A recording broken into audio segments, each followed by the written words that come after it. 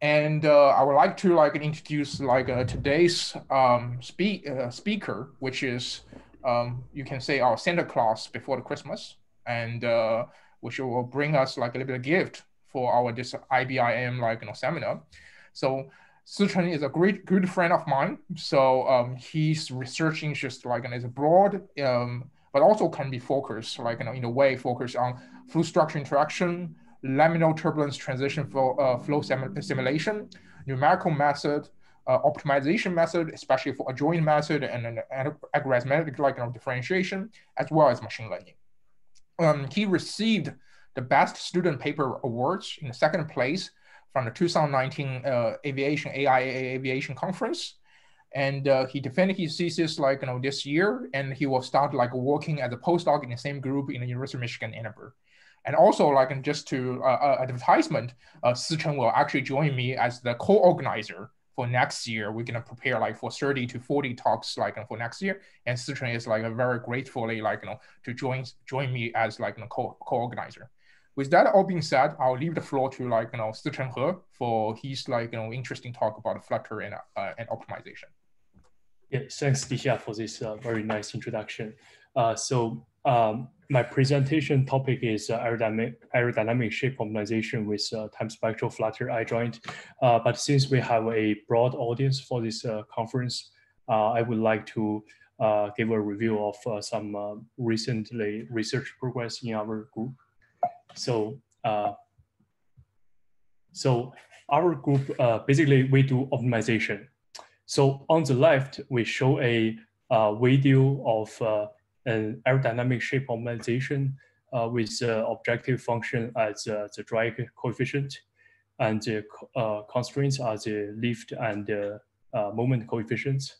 So we start with from a disk, and the optimizer was able to finally figure out, rediscover this famous supercritical wing configuration finally. And this supercritical wing actually was initially found by a researcher from NASA, the Whitcomb, shown the gentleman on the right. So basically, he was a very brilliant aerodynamicist, and to find this supercritical wing, so he had to do a lot of experiments in a wind tunnel by painstakingly, changing the, tweaking the geometry of the of his model and do a lot of tests. But thanks to the CFD tools and the optimization algorithm, today we don't need to be a genius like Whitcomb to come up with this nice aerodynamic shape. So as we have seen from the previous slide, so during the optimization, the configuration has changed a lot. So that requires our CFD solvers to be able to solve the problem in a robust way. So in our group, we develop, we use this CFD solver named ADFlow, and we developed this algorithm called approximate Newton-krylov solver, which is very robust. Here, we demonstrate that using a common research model like flying with 90 degrees. So in the with a Mach number equals 0.85. So the flow field is really there's a lot of things going on there, but the solver is still able to convert the residual, which is very important for the success of optimization. So recently, there's the topic of laminar-turbulent transition has been really hot. So traditionally, usually we with CFD solver, we usually have this Euler, which is invested on one side, and the RANS on the other side, which and for the RANS we use a fully turbulent assumption. But in reality, the case is that the around the leading edge of an airfoil, there could be a significant portion of the the flow actually are in the laminar regime. So in this research, we are able to add the laminar turbulent transition physics to our CFD solver using the EN method with data-driven LST. And the impact of this model is very significant, actually. So if we use a RANS model with the fully turbulent assumption, the drag reduction is only 10%. But if you consider the transitional effect, then the drag reduction has increased to 50%. And the optimization history has been shown here in this video. So the black lines are the initial configuration, and the red lines are the basically the optimization history.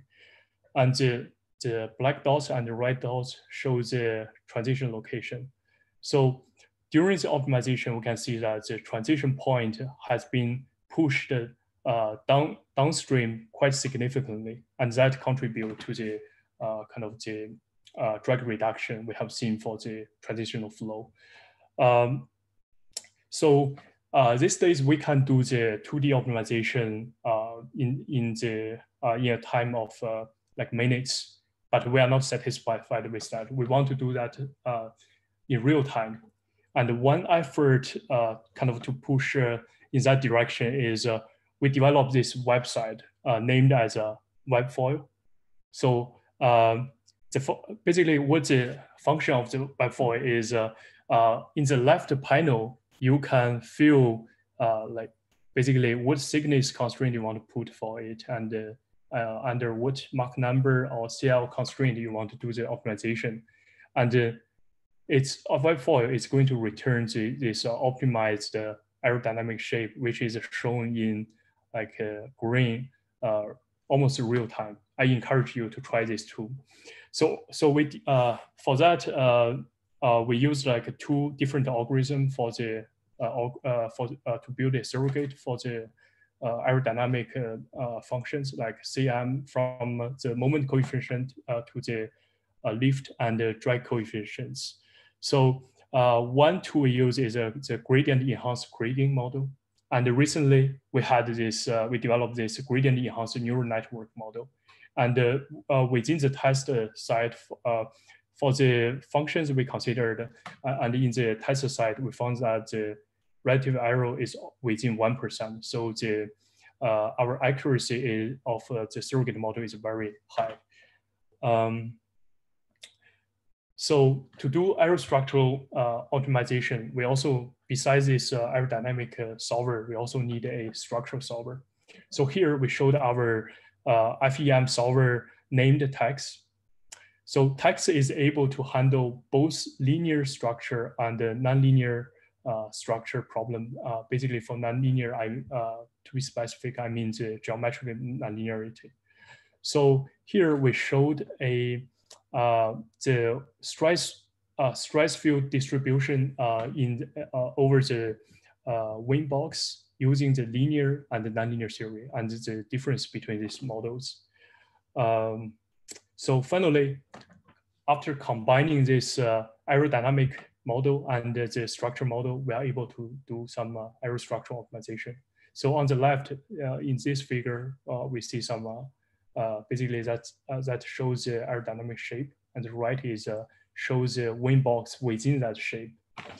So for the left right portion of this optimization, we are doing a fuel burn optimization. Essentially, we are minimizing the fuel burn with this aerostructure model. And during the optimization, we found that the aspect ratio of the wing has increased quite significantly. So the reason for that is by doing so, the optimizer is able to reduce the induced drag. And but by doing so, it also makes the wing much more flexible. And we will pose this question is basically, is this wing able to pass the Flutter test? We don't know, and we should take that into consideration.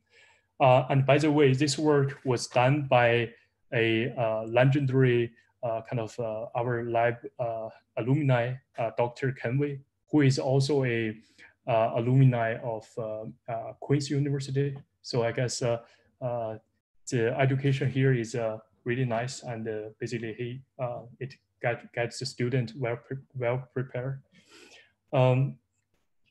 So I gave a brief overview of this the research in our lab, and I'm going to give the background of the Flutter research, and then I'm going to introduce the tools used in that, and later I will talk about the coupled NK solver and the Adjoint solver and optimization, and finally I'm going to give the conclusion. So at first, what is Flutter? So Flutter is an aerostructural interaction. Basically, could you see the video? So basically, that the structure and the flow will interact with each other. That the structure is able to absorb energy from the flow in a periodically, and that may cause the structure to fatigue or even cause damage to the structure. So we want to avoid that in our the flight envelope in design. As we have seen for the MDO result, the kind of the a more kind of aerodynamically efficient shape usually means a flexible wings. We also see that trend in the next generation aircrafts. So from left to right, there are the double bubble concept, the blended wing body concept, and the truss-braced wing concept. Essentially, they have the designs are really different, but the one common feature they share is they all have this high aspect ratio and very flexible wings, so making them more prone to flutter. So in terms of the model we use to predict flutter, in the industry, the linear theory method, such as the double lattice method, has been widely used in industry. And recently, in the research community, we did the invasive nonlinear theory and essentially Euler method and the viscous nonlinear theory, such as the RANS method. So here in the plot, we showed something. This plot is called the flutter boundary. The x-axis is the Mach number, and the y-axis is flutter speed. So a very important feature for this plot is when we increase the Mach number around near the sonic point, there is a sudden decrease of the flutter on-site speed. But if you use a linear theory, you are going to under-predict this dip. So meaning that if you use linear theory to design an aircraft, you may end up with a design that is not even feasible. And on the other hand, if you are using the nonlinear invasive theory, the transonic dip actually is over-predicted, meaning that if you are using the invasive model to design aircraft, you may have a structure that is overly stiff. So some portion of mass could go to the payload actually was wasted on the structure. So that is not very economical. So the conclusion is that we want to use high fidelity tools to predict flutter in the transonic regime. Another closely related concept with flutter is the limit cycle oscillation. So here we showed a this plot is called the bifurcation diagram. The x-axis is the speed of the flow, and the y-axis is motion magnitude. Just to recall the first video you have seen, basically the tail of the aircraft that indicates how much the oscillation the tail is undergoing. There are two lines in this plot. The right one is named as a subcritical response, and the blue one is called supercritical response. For subcritical response, it features a hysteresis and finite amplitude jumps. So meaning that if you are increasing the flutter, the speed of the flow, and you follow the arrows, so initially when you are below this flutter point, there's going to be no motion at all. You are in a perfectly steady state. But after you going a little bit beyond this flutter point, there is going to be a finite amplitude jump. You suddenly have a finite amplitude oscillation. And if you keep increasing the the speed of the flow, the motion magnitude is going to smoothly increase. And if you are decreasing the speed and the motion magnitude is initially is going to follow the same path, but beyond this flatter point, it's going to follow a different path, and suddenly it is going to disappear. So this hysteresis and this the finite amplitude jumps are not something we want in our design. We want to avoid them. And on the other hand, for the supercritical LCO response, the motion, there's no hysteresis, and all the change is perfect smooth. So you start with low speed, you increase the speed until this flutter point, there's basically no motion at all. And if you go slightly beyond this flutter point, you are going to have initially a slightly motion. And if you keep increasing, it's going to have some finite oscillation magnitude, and then you decrease the flow speed, it's going to follow the same trajectory essentially. So that is something we want our design to have, and that requires our tool to be able to predict these things. So the tools we use to, I'm going to cover the tools we use to predict the Flutter and the LCO. So for the CFD tools, we use a method, the so-called time-spectral CFD method. Essentially, the time-spectral method is a time discretization scheme, meaning that it can be used together with other all kinds of time spatial discretization schemes, such as finite element, finite volume, discontinuous Gerlach method. They could all be used together. The fundamental assumption of this method is that it assumes the response is sinusoidal in time. It's periodic, and it reconstructs the periodic flow field using this kind of snapshot, equally distributed snapshots, as shown on the left. So basically, on the left, we show the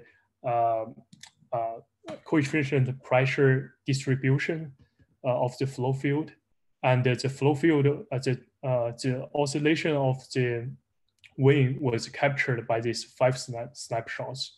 And with 2n+1 time instances, we are able to capture n frequency component. So for this case, we have 5 time instances. So we are able to capture a dominant frequency component f and the secondary frequency component 2f.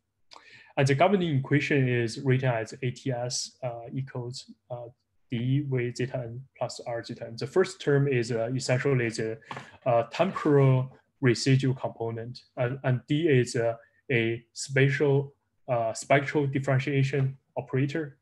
And the second term, r zeta n, is the spatial residual component. Essentially, that is the mass, momentum, and the energy fluxes. So for the CSD solver, we use the time-spectral CSD method. It's the fundamental idea is very similar with the time-spectral CFD solver. So yeah, basically you assume that the response is sinusoidal, as shown in the bottom left, and the governing equation is written as is shown here. The first component is the inertial load, and the second one is elastic load, and the Fn is external load. So one example is, so basically we are reconstructing this periodic oscillation by 3 time instances, and the governing equation is written as is shown here. And from eta 1 to eta 3 are the displacement of these 3 time instances, and F1 to F3 are the load, basically aerodynamic load for these 3 time instances. So in this case, it's perfectly linear, meaning the K and the I matrix are kind of all constants, but this method could be extended to geometrically nonlinear case, and by changing the K as a function of eta. So we have this like CFD component and this CSD component, and we also need to have some information transfer between these 2 components. So going from the CSD component to the CFD component, we transfer the displacement information, and we implement a really lightweight displacement transfer scheme. So here, the transfer is demonstrated using this sketch. So essentially, in the middle, the blue line is, you can assume that is basically the wing box of the structure. And then on top or bottom, there's essentially the CFD mesh wrapping around that wing. So to calibrate the displacement at point PA, basically PA prime, the distance here, we simply project that point to the CSD mesh and measure the displacement there. And that one is actually done by a fitted mode shapes using the fourth order polynomial. And from the CFD component to the CSD component, we transfer the load. So that was done by simply taking the transpose of the fitted mode shapes. And by doing so, we get a conservative scheme, meaning that the work done from the CFD component equals the work done to the CSD component. So basically within the energy transfer, there's no artificial energy created. So that is a very nice feature.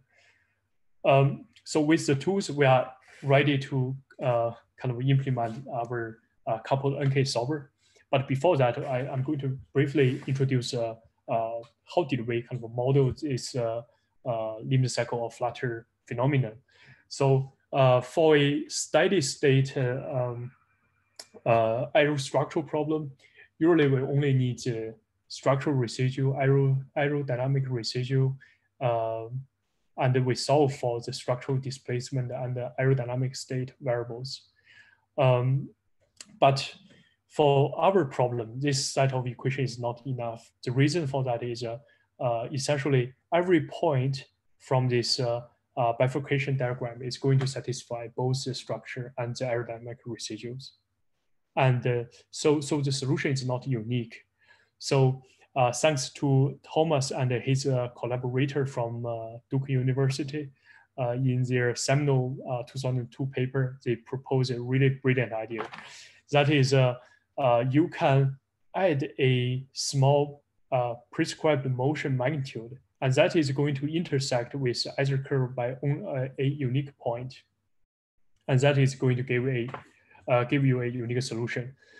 And in addition, you also have like a motion phase constraints. The reason for that is since our solution is periodic, you could start either at 0 with a phase angle of 0 degree, or you could start with 37.52 degree. So to get a unique solution, we must add a kind of a prescribed motion phase there. So since we add two more equations, we end up with 2 more kind of state variables. That is a flutter velocity and the flutter frequency. So we solve this equation using using a monolithic Jacobian-free Newton-krylov method. So on the top of this slides, we show essentially the Newton method. J is the Jacobian of the residual, and delta Q is the Newton increment, and R is a residual with like current estimation QK. So you solve for the delta Q, the Newton increment, and you add that to the current estimation to get a better guess of the solution. And the residual and the Q, as we stated before, they are the prescribed motion phase CSD and CFD equations. And the state variables are the flutter speed, frequency, CSD state variables, and the CFD state variables. So the method is named as Newton-krylov because the Newton increment was solved using the Krylov subspace solver. For Krylov subspace solver, we only need to provide it with a matrix vector product function. So since we have since in this case, the matrix is a very special Jacobian matrix. So the Jacobian vector product could be approximate by a directional finite difference. So we don't need to form this Jacobian explicitly. So that is going to save us a lot of memory cost. And after we solve for delta Q, we augment that to the current estimation after we multiply that with a line search parameter theta. And this line search parameter is going to make sure that our method has a better global convergence property. So as we have seen, basically the solution of this aeroelastic equation now has been reduced to the evaluation of this coupled aeroelastic residual. So basically the computation of the residual is shown below, and basically the idea was is best demonstrated by this so-called XDSM. So the idea of this plot is the horizontal lines, the blocks on the horizontal lines are the inputs of like different like functions, and the vertical lines here shows the outputs. So essentially here they are the residuals, and the inputs are the state variables. And on top of that, we have the coupled Newton-krylov solver driving the solution procedures. And in the diagonal component, they are the residual component, essentially. We have this prescribed motion, the motion magnitude and the motion phase, the structure, the aerodynamic component, and the transfer scheme in between this the structure and the aerodynamic component. I just going to give one example of how the information has been passed through these different blocks. So we want to basically we want to evaluate the CSD residual from the CSD displacement variable. So the CSD displacement variable, there are two passes. One is shown in orange and the other is shown in blue, and that corresponds to the components as shown here. So the displacement directly enters the structure component, and over there we compute the kind of the inertial load and the elastic load, and that forms one component. And there is a second pass. The displacement is going to go to the displacement transfer module, and that is going to affect the aerodynamic surface grid, and that is going to affect the aerodynamic load computation, and finally that's going to affect the generalized load for the structure component. So that forms the second kind of pass to this flow chart. So finally, we implement all these things, and we are ready to do some test cases. So we consider two different test cases. One is a 2D classic, 2D one, and also the 3D configurations. For the 2D configuration, we consider the classic isogai case. That is a kind of airfoil with a translational and a rotational springs. So we were able to predict the Flutter boundary for both using both inviscid model and the viscous model. And so for the inviscid model, our result is shown in like blue. And we compare our result with the other inviscid result from literature like Li actually and Hao et al. So our results match pretty well. And for the viscous result, our result is shown in brown. And we compare our result with Marty Liu's result and Bobot's results, shown in black and purple. So essentially, they have a relatively coarse, the point selection in this around this transonic deep. But overall, I think our trend is kind of similar. Here is basically. We demonstrate the convergence of our solver. So using, here we show that we use the solution at Mach 0.7 to as an initial guess to solve for the flow field at Mach point 84. So the flow field is quite different, but our solver is able to convert the solution within 15 steps. So on the right, the x-axis is iteration, and the y-axis, they are the residuals, the arrow of flutter speed, and the arrow of the relative arrow of the frequencies. So we the different lines shows different preconditioners, but let's focus on this full preconditioner shown in blue. So essentially, as we said, so this within 15 steps, the residual has a decrease like about 10 orders. So this solver is really kind of efficient. But for the RANS case, it's more challenging. So we cannot like have that huge jump. We cannot use the solution at 0.7 to solve for like 0.84. So we can only like do it in a relatively close like points. For this case, we use the solution at 0.7 to as an initial guess to solve the solution at Mach equals 0.72. And within like 23 steps, our method using the full preconditioner is able to reduce the residual by about like 7-8 orders. So it's still, I'd say, quite efficient. And we also use our solver to do some limit cycle oscillation prediction. So on the left, we show the bifurcation diagram. The x-axis is velocity index, and the y-axis is motion magnitude. And on the right, the y-axis is the same. It's also still the motion magnitude, but the axis is like frequency of the kind of the motion. So for each plot, we have the result of different grid size from coarse to medium, fine, and refined, and we even did some Richardson extrapolation.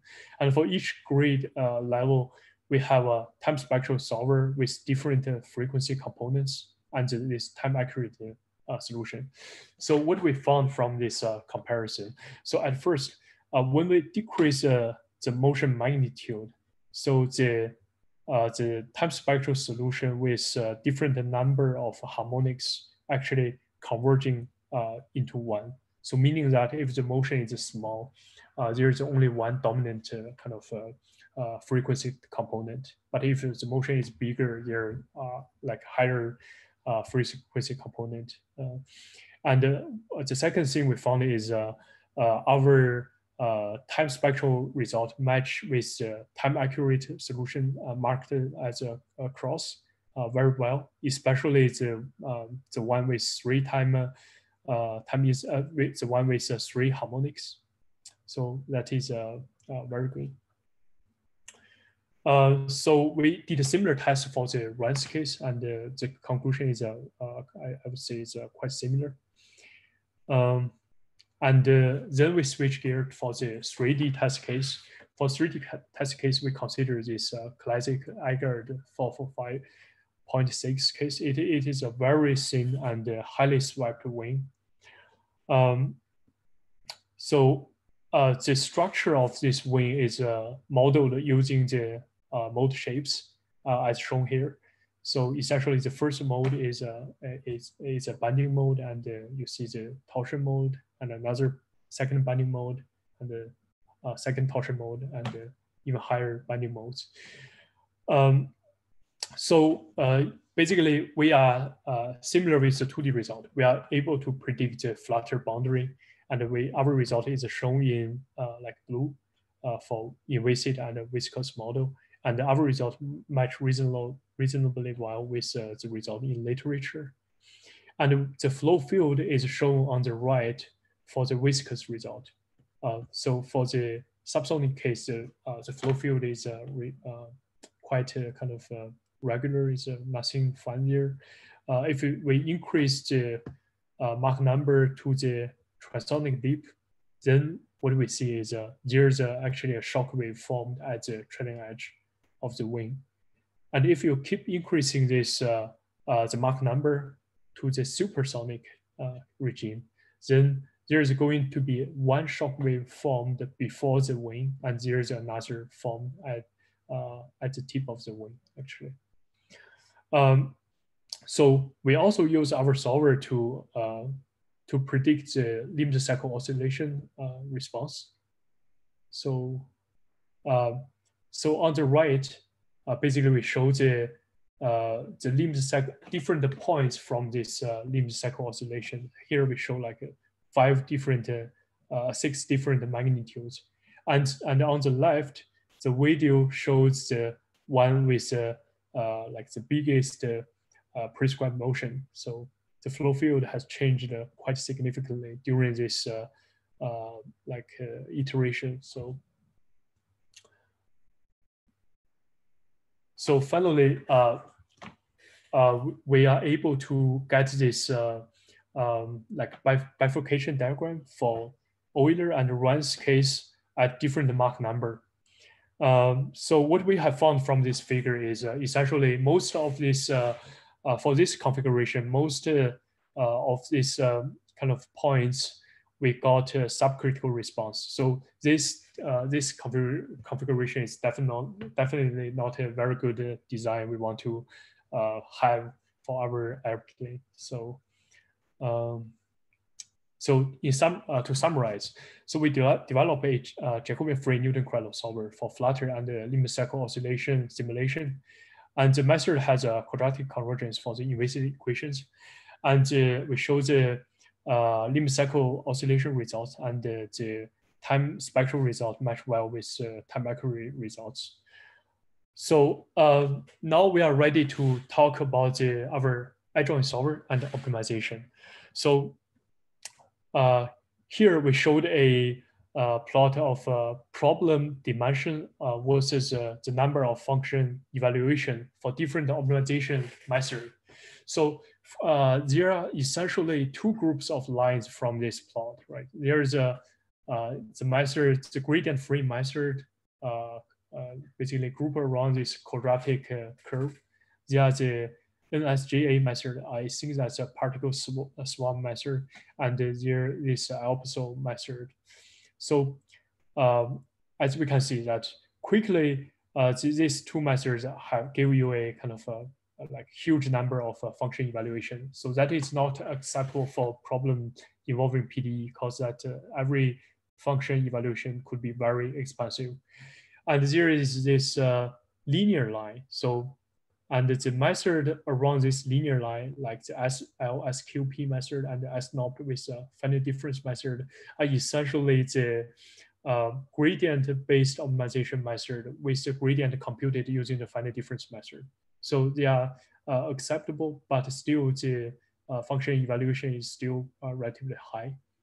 And the best of all this method actually is SLSQP and SNOP with analytical derivative, meaning that we are using the same optimization algorithm as those 2 curves, but the gradient is evaluated using the adjoint method. So that is the direction to go. So for the high fidelity optimization problem. So yeah, as we said, for the finite difference method, it's you need to compute iterate through the design variables to compute the derivatives, and that is very expensive.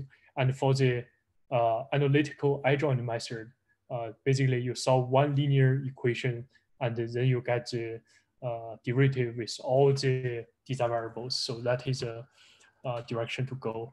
For our case, we have to develop this coupled time-spectral aeroelastic adjoint for our optimization problem. So essentially, the total derivative is shown here, and the time-spectral aeroelastic equation is shown below. So essentially, that is a transpose of the Jacobian matrix as the kind of the coefficients of the linear equations, and the right-hand side is a partial function of interest versus partial the state variables. So we have, and psi is adjoint variables. So so we To solve this, we use a Krylov subspace solver to solve this adjoint equation. As we have already seen for the Newton-krylov solver, the Krylov solver only requires the user to provide a matrix vector product. And for this case, that is a transpose Jacobian matrix multiply a vector. And we use a reverse automatic differentiation method to evaluate that. And the algorithm is shown here. And so to demonstrate that, we use the same example as we have seen before. So in the forward direction, we have seen how did we change eta, and we have a different result for the structural residual. For the adjoint problem, we simply kind of reverse the flow of this equation, and for each kind of component on the diagonal, we simply take the transpose of their Jacobian matrix, and then we are able to solve the adjoint equation using the Krylov subspace method. With that, we are able to solve for the adjoint of Flutter speed and the average lift coefficient as shown here. So that is simply taking the average of the lift coefficient from all the time instances. And the convergence of this method is shown on the right. So x-axis is the number of like Krylov iteration, and the y-axis is the residual of the adjoint equation. So within about like 130 iterations, the residual has decreased by roughly 8 orders. And the computational time, the solution time for the adjoint equation is about like 300 like 60 to 400 seconds. And and as a reference, the prime solution time is about like the similar time. So it's so really it is a very efficient way to kind of compute the derivatives.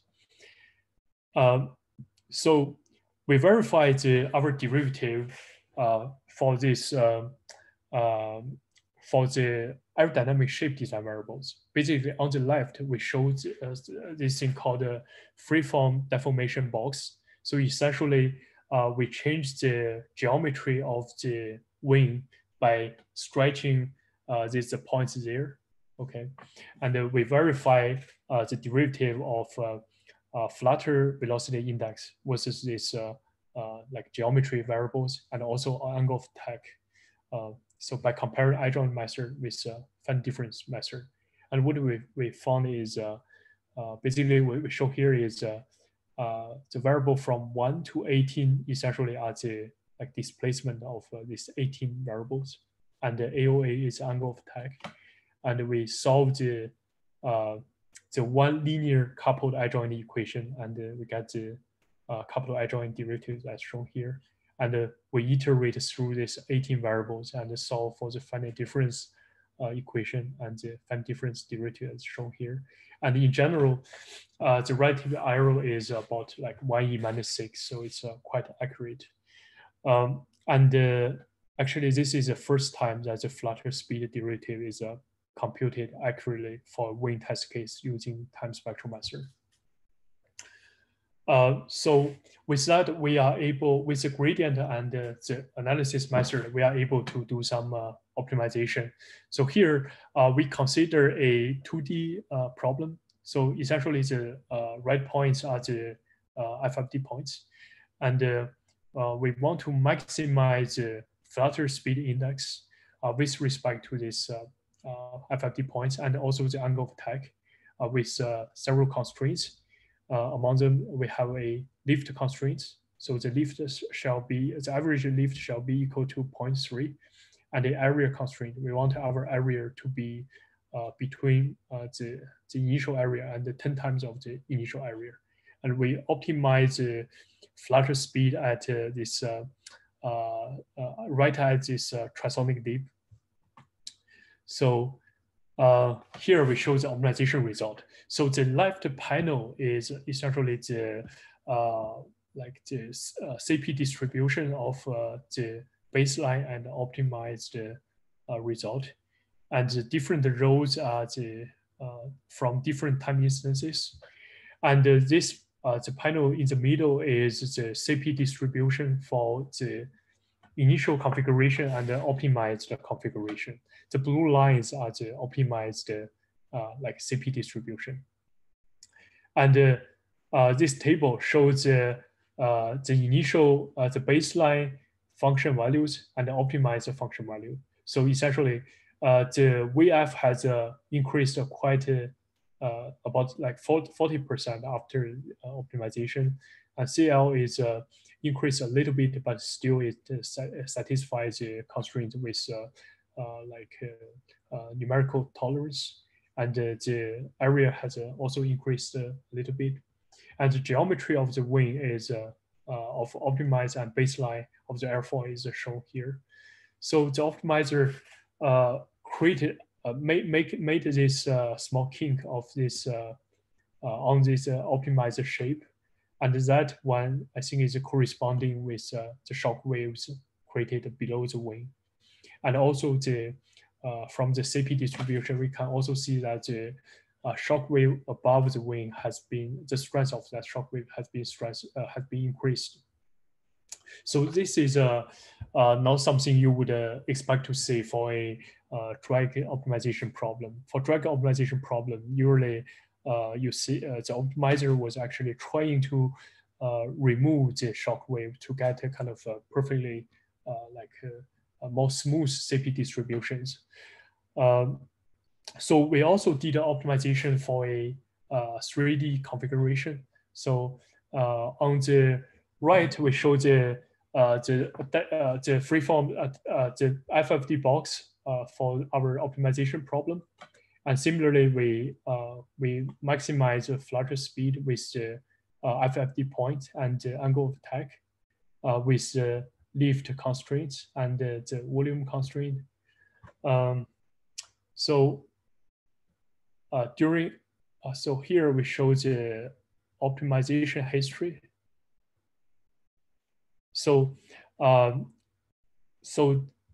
basically, after the optimization, the flutter velocity, flutter speed has increased quite significantly. It has been increased by 118%, and initially, actually, the lift constraint is not satisfied, but after optimization, the optimizer is able to find a configuration to satisfy this lift constraints. And this is actually the first time that the flutter speed is optimized for wing test case using the time-spectral method. So here is a more detailed comparison of the baseline and the optimized solution. So the left panel, we show the span-wise lift distribution. Basically the blue lines are the the baseline like lift distribution, and the green line are the optimized result. And different rows indicates from the result from different time instances. And in the middle, we show the pressure distribution for the like pressure side and the suction side of the wing. And on the right, it's a kind of a comparison of the CP distribution of different, the cross section over the wing. So essentially, what we found from the comparison is the optimizer actually was trying to push the load inboard by creating the shock wave on the suction side. So that makes sense because near the root, the structure is fixed. By doing so, the oscillation at the tip is going to be reduced. But finally, our ultimate goal is actually taking this Flutter kind of adjoint to be a constraint for our kind of aerodynamic shape optimization for the drag.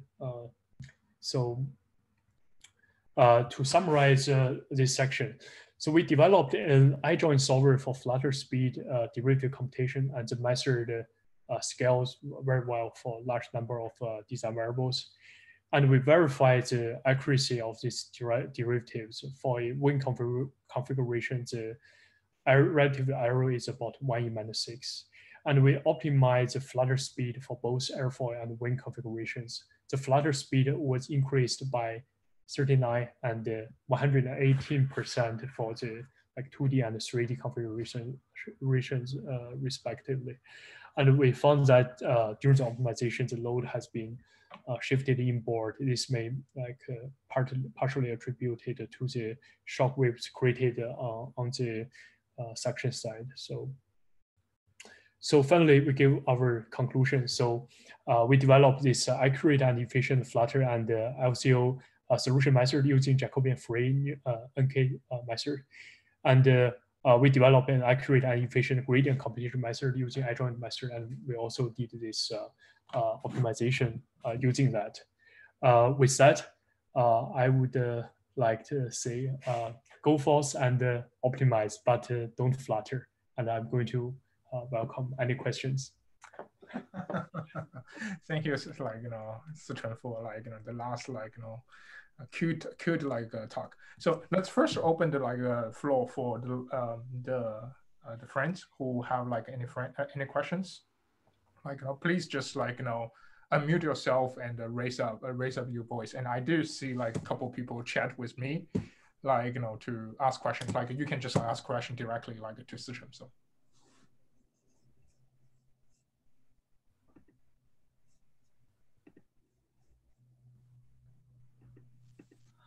Hello, Dr. Chen.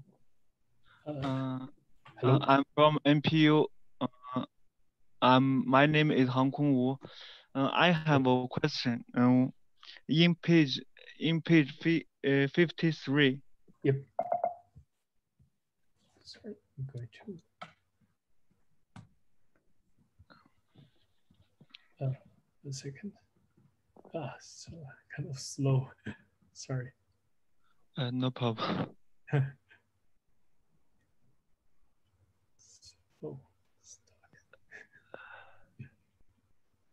So okay.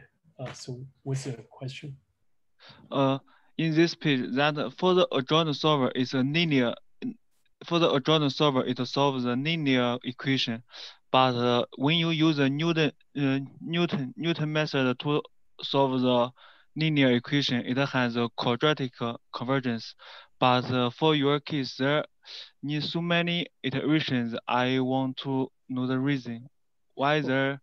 I think that's different, right? So so the previous slide showing the quadratic convergence, that is when you use a Newton solver to solve a nonlinear equation, essentially. So, and each step of this Newton method, for each step of those Newton increment, you need to solve this linear equation using the Krylov subspace method. So, so in short, basically the axes are different here compared with the previous one, and they are different problems. So and for the Krylov subspace solver, you expected a kind of a linear convergence rate. Oh, okay. Thanks.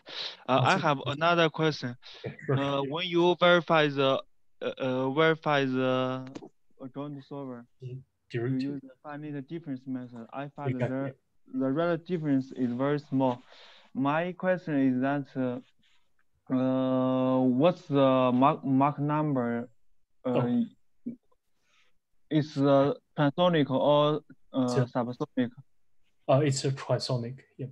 Transonic. Oh. Yep. It's basically. I think I did that at a similar point as this optimization problem. So it's like 0.95. So. I have another question. Do you use the AD to produce to develop the adjoint solver? Yeah. So essentially, basically the matrix vector product, you have a thin. You directly reverse the Jacobian matrix. Transpose. Yeah, so basically some of the matrix was directly transposed and stored, and for some others we just kind of using TypeNet to, I guess you are kind of had experience with that. You use TypeNet, like 82 to kind of transfer the code directly, and you don't need to form this matrix explicitly. So we have basically, in short, we have a explicit matrix transpose and more implicit, like. Does that answer the question? Okay, sir. Yeah. Okay, sir.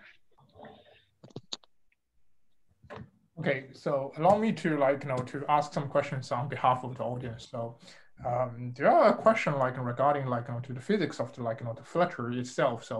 So basically there is so basically we're wondering so in your plot Sicheng, so whether these basically this damping has been implemented to study to study the structure models doing the Flutter. So all damping is zero at this moment. So right. So basically, I think there is definitely aerodynamic damping here, but for structure, we don't have structure damping for our model right now. Okay. So and also another thing is just from fluid mechanics perspective. So yeah. A lot of plot of the your Flutter is plot in velocity, right? Sometimes in velocity. So normally we plot things in non-dimensional pyramids, which maybe the community in aerospace have a different interpretation, but just as a very amateur perspective, why it's not plotted in non-dimensional way, and why it's plotted in dimensional way. So are you indicating this velocity here? Yeah, probably this one. What is velocity like? Actually, this velocity is also a non-dimensionalized one. So that is basically you take the flow speed and normalize with certain kind of a structure kind of speed here. Okay. Speed related with structure stiffness actually. So that is relatively a measure of your aerodynamic load versus the elastic load you are going to get from something like a reduced velocity, yeah, reduce it, exactly. Yeah. Okay, so that's again, it's very amateur perspective. So for me to ask my question before we close the the talks today. So is that so there is we know in a couple recently there's a couple incidents raise public awareness that the bridge right undergoing a large motion in China it's a Humen bridge in United States I don't remember. And actually, as a matter of fact, I think I recently see something a very interesting experimentation video that there's under development in Norway. That basically the bridge was on a floating it's not the solid pillow of the supporting pillar is not going to the ground, but actually on the floating buoy. So which make the the whole structure is quite flexible. And of course, the shape itself is no longer it's aerodynamic streamline. It's more in certain other way. So what's your comment in terms of Adjoint method and also the a Flutter solver that you have developed can be implemented and to study just a huge scale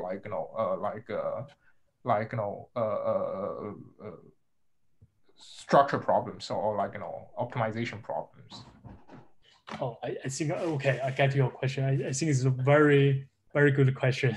So I think the fundamental algorithm probably is still applicable for that problem. So you have this kind of prescribed motion together with structure and the flow, the structure and aerodynamic equations. But I think there may be some more physics for the kind of for our flow solver need to capture, because I think there are going to be a lot of separation for the kind of bridge case. So, but I'm not sure our solver is able to handle that. So I think we probably need to think about enhancing the fidelity of the CFD solvers. So yeah, I'm not I'm not really a kind of a civil engineer, so yeah, that's what my understanding is. Yeah, again, like, this is just like very high level general question. So, and also I assume like, the way to control like, these Flutter or like, this is kind of different. Maybe like you're adding different weights and like putting different damper, like, and all the things. But yeah, actually, like I have like a couple like, the civil engineer expert here. They are like raise a couple questions. I will introduce you guys like right after. So, but anyway, so going back to like audience, is there any more question from audience today? Hello. Dr. Stefan. I'm Dixia from Northwestern Polytechnic University. Yeah. I have some questions. Yeah, first, thank you for your interesting presentation. Yes, thanks. You said in your presentation you use this time-spectral method. So do you have the input to specify the frequency of unsteadiness? How do you specify that? Oh, the frequency. So basically the frequency, so basically the frequency was basically is a parameter for the time spectral method. So we need to specify, define that for the solver. And when you solve this time spectral aeroelastic equation, that is a state variable you want to solve. So you're kind of basically using the Newton solver to solve for this kind of frequency. So that all right. So it's also part of the solution. Exactly. Yep. All right. The frequency and the speed, they are both part of the solution, right? Yeah, and I also have a question about one of the things asked by already. At page 53, about the solution of the Adjoint equation. Yep. Is the iteration there? It is the outer iteration, or is the that's the inner iteration for the Krylov solver?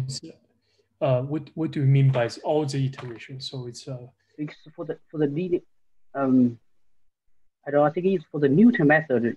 Oh, you think you only just need one outer iteration because the linear solver. Right, I see your point. I think I probably, here is a little bit of confusion here.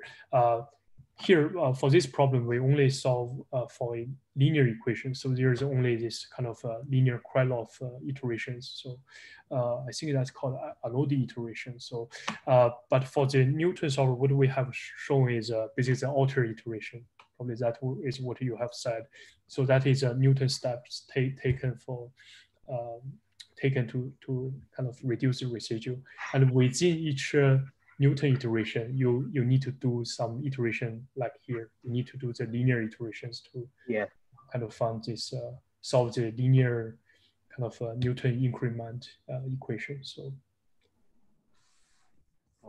does that answer your question? Yes. Okay. And also for this gradient validation, I think page 55. Yep. Because for the finite difference method, as you know, the result is somehow is sensitive to the step size. So you did some, presumably you did some, size independence study.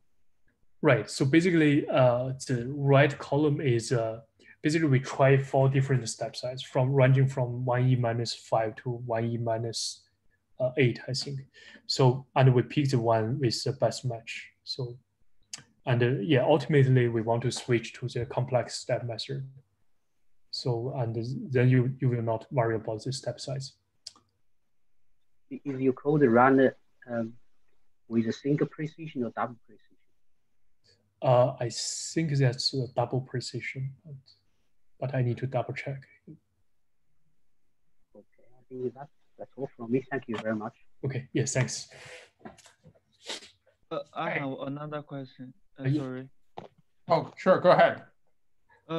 In this page, do you use the VF as the object function? Do you use you calculate the sensitivity of VF, do you use another variables? Do you verify the other sensitivity of objective functions? I did. So I also tested with the average CL. So it's like the accuracy is similar. Yeah. Oh, yeah, okay, thank you. Yeah.